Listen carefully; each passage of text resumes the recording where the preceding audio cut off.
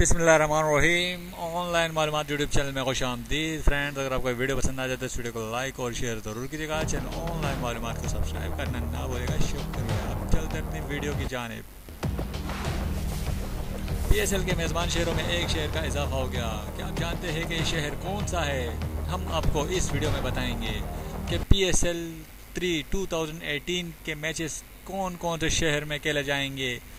जी हाँ, पीएसएल 3 2018 का में एक सिटी का इजाफा हो गया है। पहले ये दुबई और शारजा में खेले जाते थे, लेकिन अब अबूधाबी में भी खेले जाएंगे पीएसएल के मैचेस।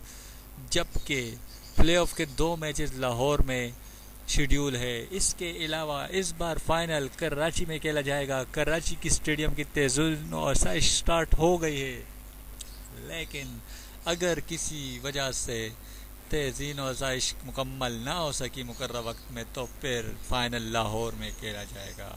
दोस्तों, हम आपको ये ब्रेकिंग न्यूज़ देते चले कि पीएसएल 3 के मैचेस इस बार दुबई शारजा के अलावा अबूधाबी में खेले जाएंगे, जबकि 2 प्लेऑफ के मैच भी लाहौर में खेले जाएंगे, जबकि कराची में इसका फाइनल खेला जाएगा। बहुत शुक्रिया। अल्लाह हाफ़िज़।